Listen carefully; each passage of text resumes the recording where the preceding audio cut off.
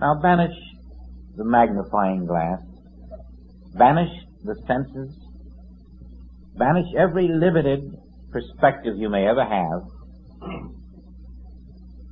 and accept that he who walked the earth, demonstrating the power of that light, knew what he was talking about. And that his whole purpose on the earth was to show you what the light of your being can do. So that if you believe on the light, the works that the light does you shall do, and greater works shall you do. For the light doeth its own works.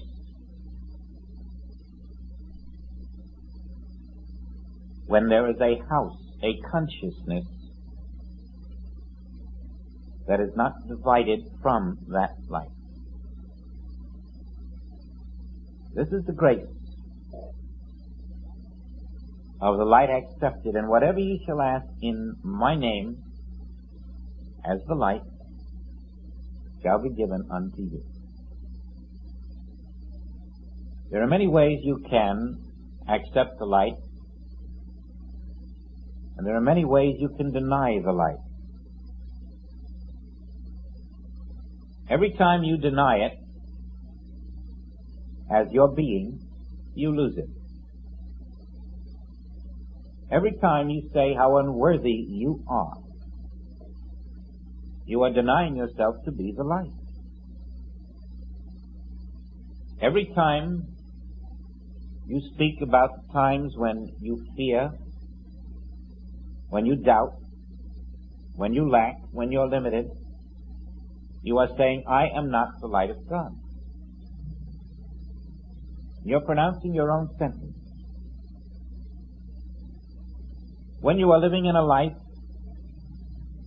or a mind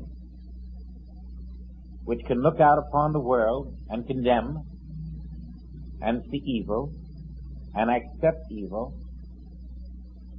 you are saying the light of God is not the only light.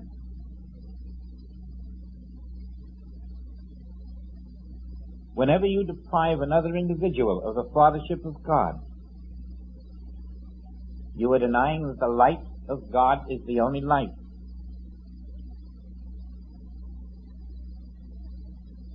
Whenever you can look on this world and see any form of evil, you are caught in the mesmerism of that sense mind which knows not the things of God. And you are losing the grace of your being. Now then, you say, I seek freedom. I seek peace. I seek security. This sounds fine to the human mind, but again, you are cutting yourself off from the light. In the first letter of John, we're told what the light is again. This then is the message which we have heard of him and declare unto you, that God is light, and in him is no darkness at all. God is light. Ye are the light. Now watch how it goes together. Back in John,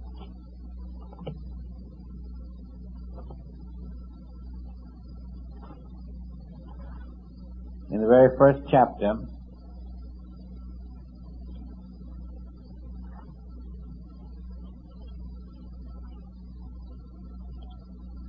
speaking of the Christ which appeared as Jesus, that was the true light, which lighteth every man that cometh into the world. The light of Jesus, which is called Christ, was the light that lighteth every man that comes into the world. And the light then is identified as Christ, the light of the world. Ye are the light of the world. Ye are Christ, the light of the world.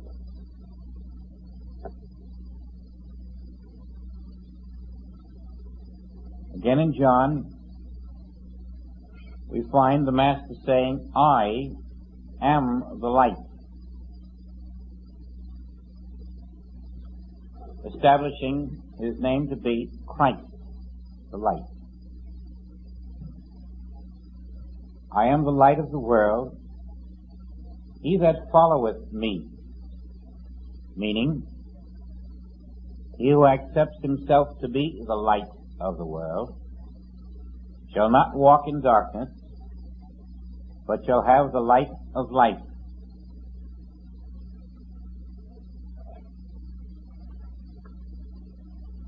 Continuing in John, I am come a light unto the world, that whosoever believeth on me, and this light that you are to believe on is established as the light of your being, should not abide in darkness. Now, the light of the world that you are to believe on is your identity. And in John again, we find a further explanation of the identity of that light.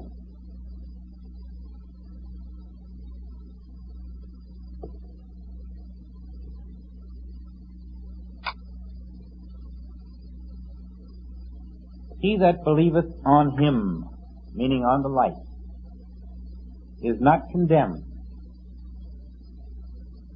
But he that believeth not is condemned already, because he hath not believed in the name of the only begotten Son of God. Now here the light is identified as the only begotten Son of God. And it becomes clear then to understand this, that he that believeth on the only begotten Son of God as his identity is not condemned. If you do not accept yourself to be the only begotten Son of God, the light, obviously you're condemned because you're in a different life than that life which is the only life. And the condemnation is that you're in a state of non-existence, or asleep, or dead, whichever the word is that fits at the moment. Only the life of God is the Son of God. And if you are not accepting it to be your name, you're in a state of non-life. And that's the condemnation. But he that believeth not is condemned already, because he has not believed in the name of the only begotten Son of God. You see, the qualities of God can only function in the Son of God. And man on earth, thinking God is dead, is really dead himself. Because in him, the qualities of God are not functioning. He's in a state of consciousness that is not accepting himself to be the Son of God, the light of God. And this is the condemnation, that light is come into the world. And men love darkness rather than light, because their deeds were evil. For everyone that doeth evil hateth the light. We turn from the Christ, the light of our own being, because it would transform us from the qualities of doing evil, which are part of the human mind. Neither cometh in the light, lest his deeds should be reproved. And so the Antichrist in us says, I'm not the light. Continue as before. And if you must suffer, suffer. But the Christ in us says, I am the light. I am the way. Now, if you've got it clear then, that the light of your being is the only begotten Son of God, then you see why Jesus, having accepted this to be the case, could say, Thou seest me, thou seest the Father who sent me. He had accepted himself to be that Son of God. And whereas orthodoxy has concealed this by ignorance, we see that the Son of God he accepted himself to be was the light of God, which all of us are. In that light is every quality of God expressing now. Now, God is. Here, God is. Here and now is the light of God. And as you accept this, you are then following me. You are following the Master who says, I am the light of the world. Whoever follows me will not dwell in darkness. When you accept yourself to be the light of the world, you will not dwell in darkness. For in that light is the qualities of the only begotten Son, which is your name throughout eternity. Now you see how we're coming to that oneness. I am the Father of one light. Thou seest me, thou seest the Father. When are you able to say this?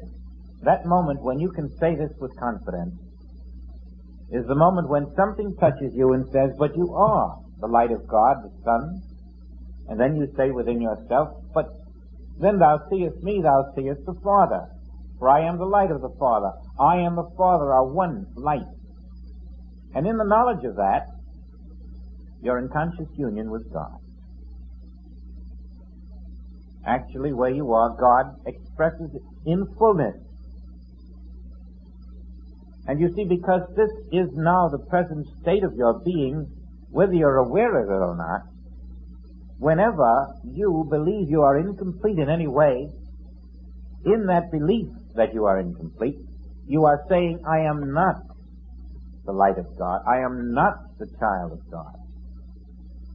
And by reverse, when you accept that I am now complete, you are saying, I am the child of God, because the Son of God hath all that the Father hath. In your acceptance of completeness, you are accepting identity. And that acceptance of completeness is reflected in the way you move and have your being in this world. Because you are complete as the child of God, as the light of God, you let the light do its own work, manifesting through your enlightened consciousness of self. Always identity, properly realized, makes you the transparency for the light.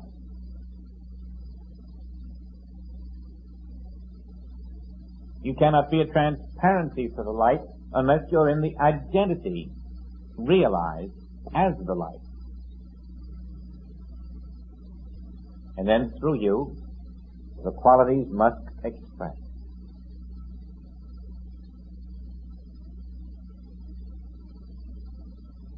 The density of our human consciousness prevents us from being a transparency for the light. Because really, when you speak of being a transparency, you're also saying at the same time that humanly I am nothing. If you are something as a human, then you are not the light. You cannot be the light and a human something. And so you find that the highest goal in your spiritual unfoldment is to be a nothing humanly. That is the goal, to be nothing. For only when I am nothing am I the pure light. And then the pure light expresses as the allness of God where I stand. To die to mortality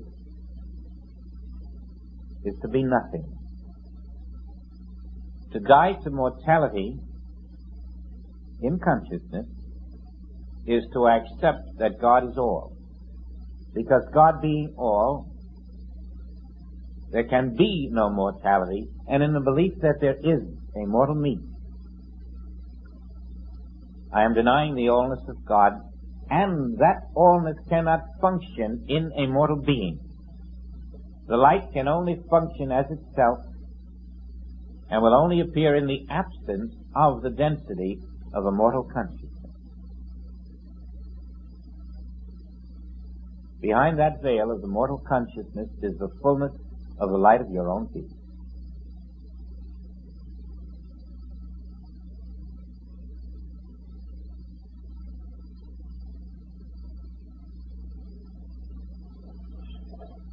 Again in John,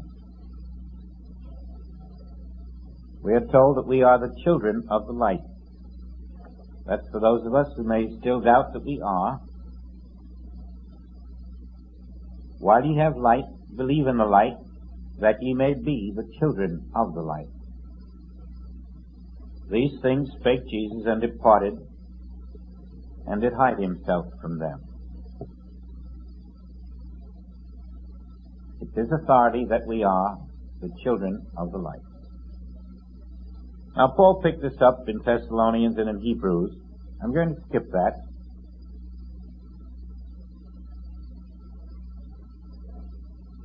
But I'd like you to look at 1 John again. For 1 John is either the John who wrote the original gospel or another. We'll presume for the moment it may be he. Seasoned, illumined, free. It was he who wrote the Revelation of St. John. And here he takes us into the realm of the light in a different way.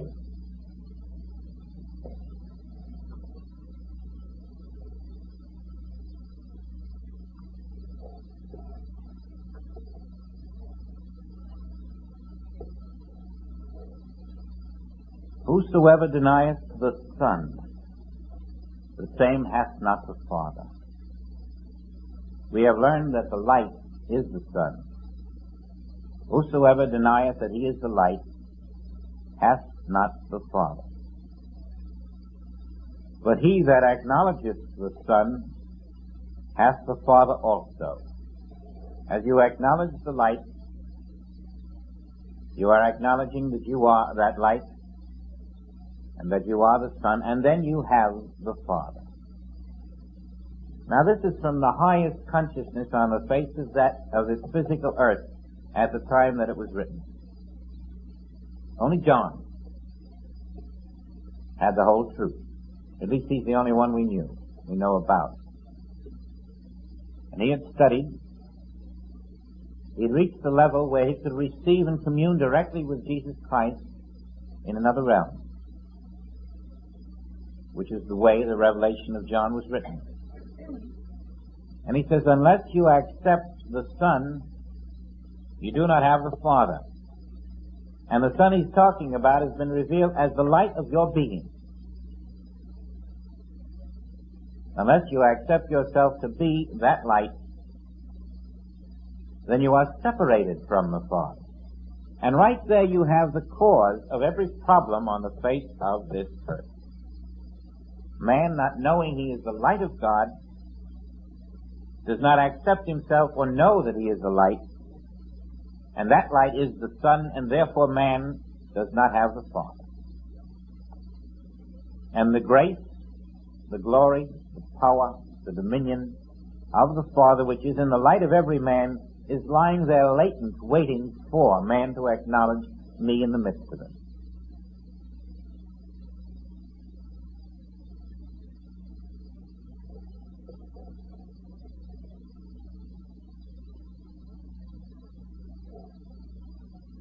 Again, a new commandment I write unto you, which thing is true in him and in you, meaning in Christ Jesus and in you.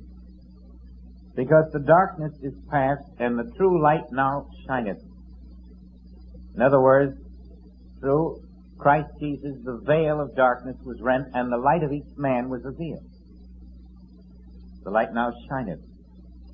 He that says he is in the light, if you accept yourself to be the light, say you're in the light, and hateth his brother, is in darkness even until now. This is telling us you cannot accept a personal light. The light is universal. The light is in every man. You cannot say it is mine and not his. Again, this is being made clear by John. The only one you hurt when you say, that fellow does not have the light of God in him, but I do, the one you hurt is yourself as well as the other fellow. This is very important. We must accept the universal light of all men. That is the only way in which the light can function in you.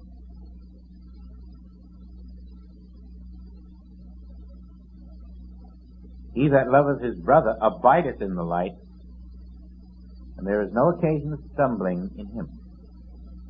To stumble means to walk out of Eden, out of grace.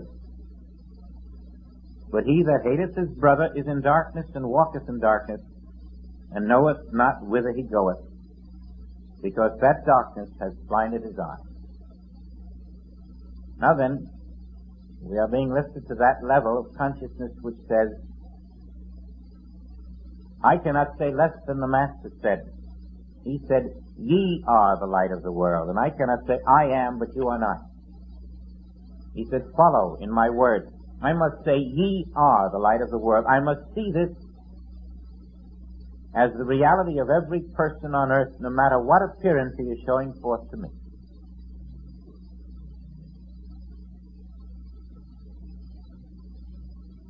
This is the emphasis that John is bringing to us, that we do not break the continuity of the light by excluding someone, for the one we exclude will be ourselves.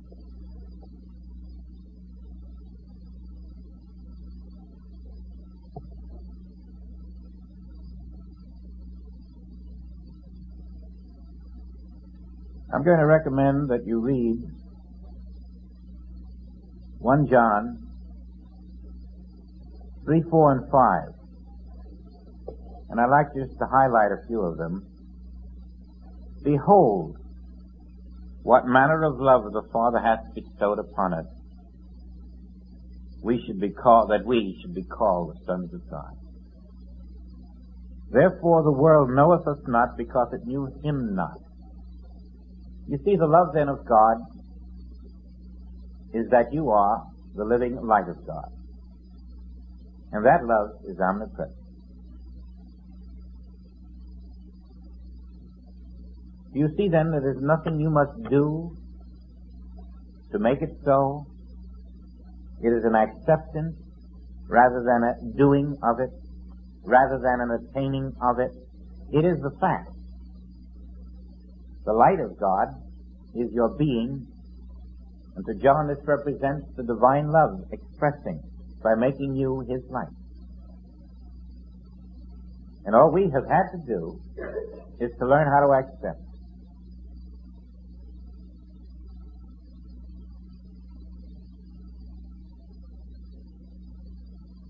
All through 3, 4, and 5 of the first epistle, the chapters 3, 4, and 5, you will find emphasis again and again and again on love.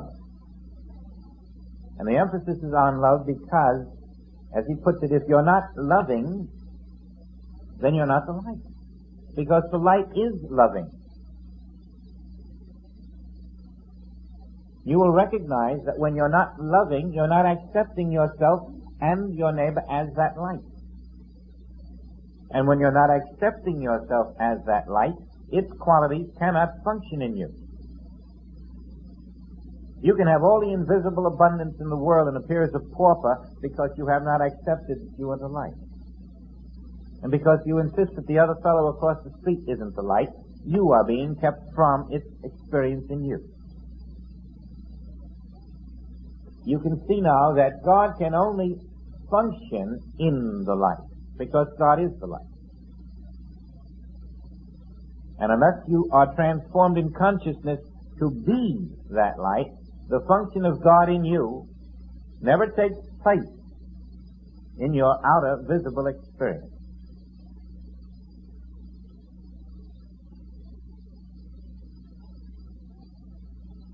Now let's look back at what Matthew said originally, to see if we can get a clearer feeling about it.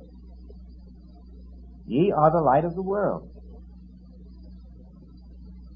A city that is set on a hill cannot be hid. Neither do men light a candle and put it under a bushel, but on a candlestick, and it giveth light unto all that are in the house. Let your light so shine before men, that they may see your good works and glorify your Father which is in heaven. In the acceptance of light as your name,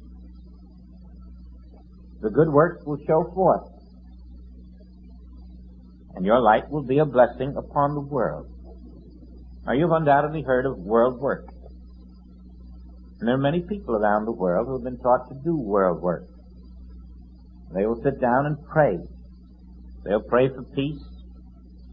They'll pray for all kinds of things, under the assumption that they're doing a great deal of good.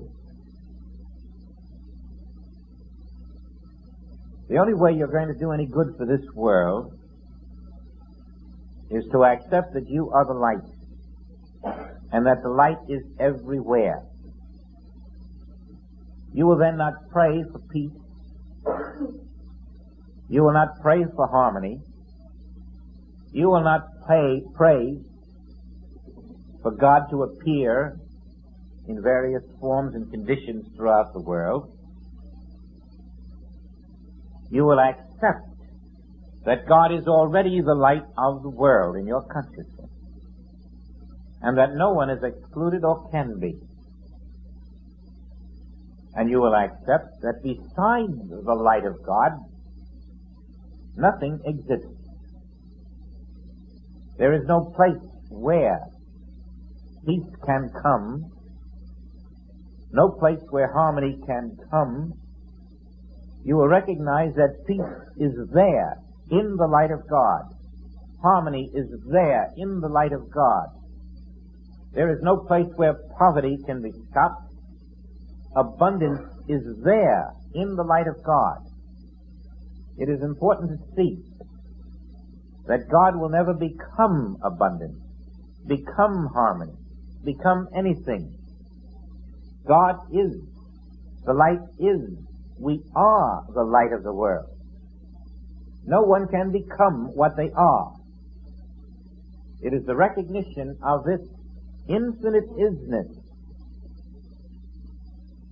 and the repudiation and rejection of every appearance to the contrary, so that I'm not trying to end war or end starvation or end overpopulation or end the problems of the world, but rather to know that God is all, and the light of God is all, and every appearance of a problem is non-existent in reality.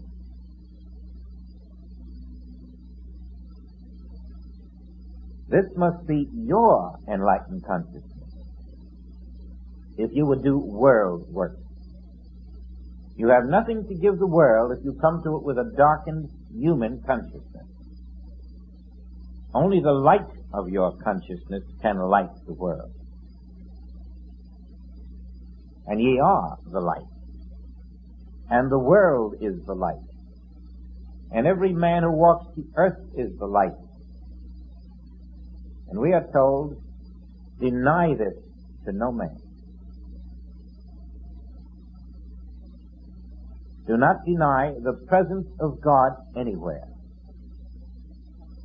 Do not accept the appearance of poverty as fact, or you deny the presence of God where the poverty is. Wherever you accept any form of evil or error, you are denying the presence of God there. You are denying the universality of the light. And you are rising no higher than the human mind. We must be overshadowed by the presence.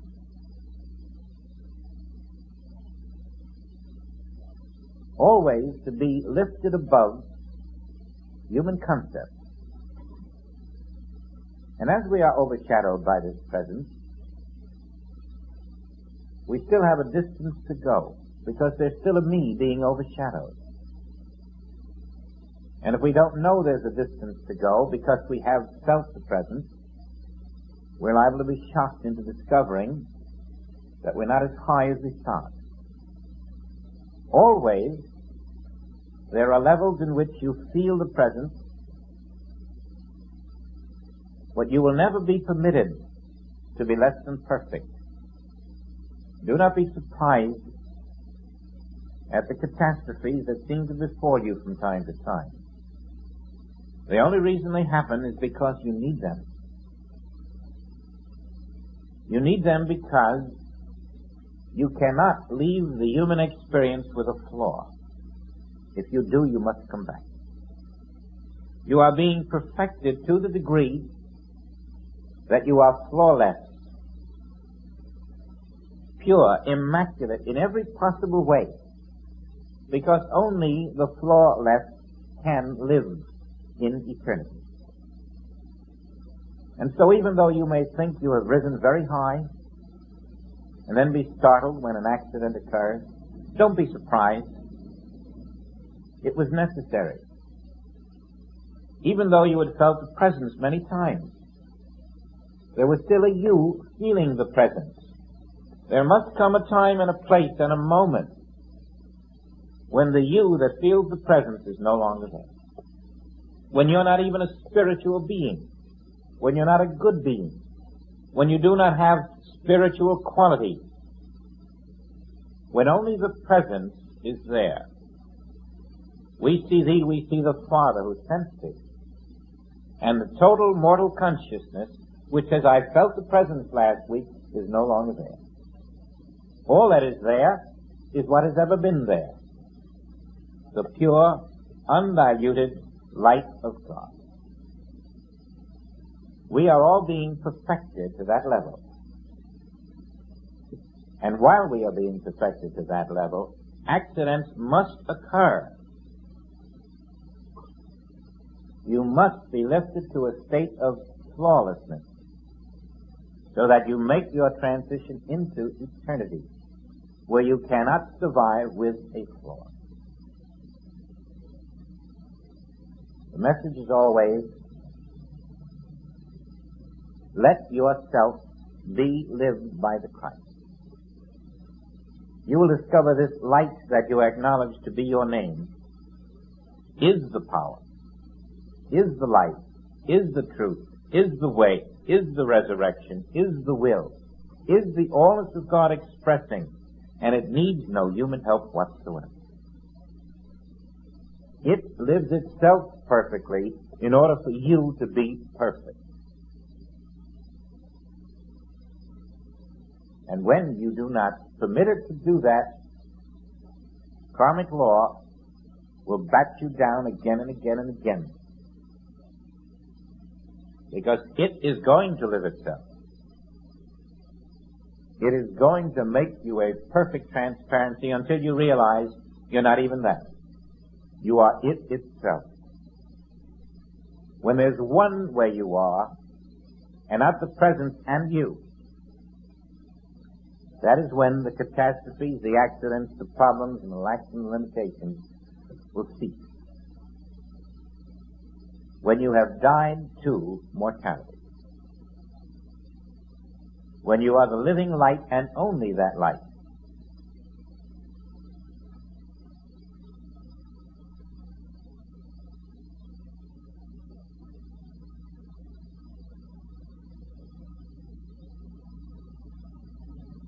And then, the voice. God only speaks in the light. God never spoke to a mortal being. God never heard of a mortal being. There isn't a single mortal being on the face of the earth. God never made one. All is the light of God. And only in that light do we hear the thunder of silence that melts the illusions of the sense mind. Then we're no longer limited to the visible, tangible manifestations of the world, but the visible universe now is the spiritual universe. We walk in the garden as the light, experiencing its own fullness, its own wholeness, its own completeness. All that that light is a completed, demonstrated truth already, waiting only for your acceptance.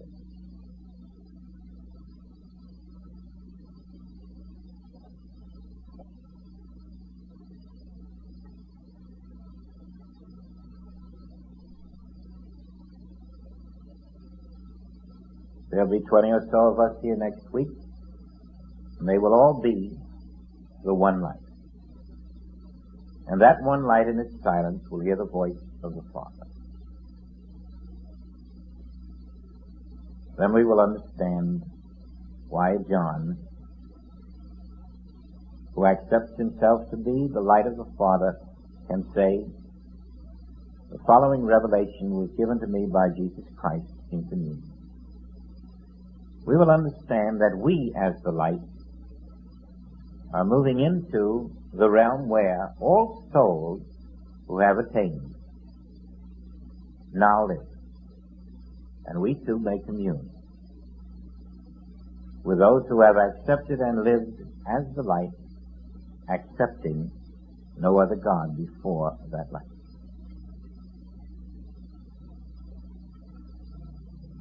You can prepare for next week by reading John's first epistle, chapters 3, 4, and 5, in addition to the page and a half in The Thunder of Silence, which is the last chapter, the voice. That'll be next week, and then the following week we're going directly into the Revelation of St. John.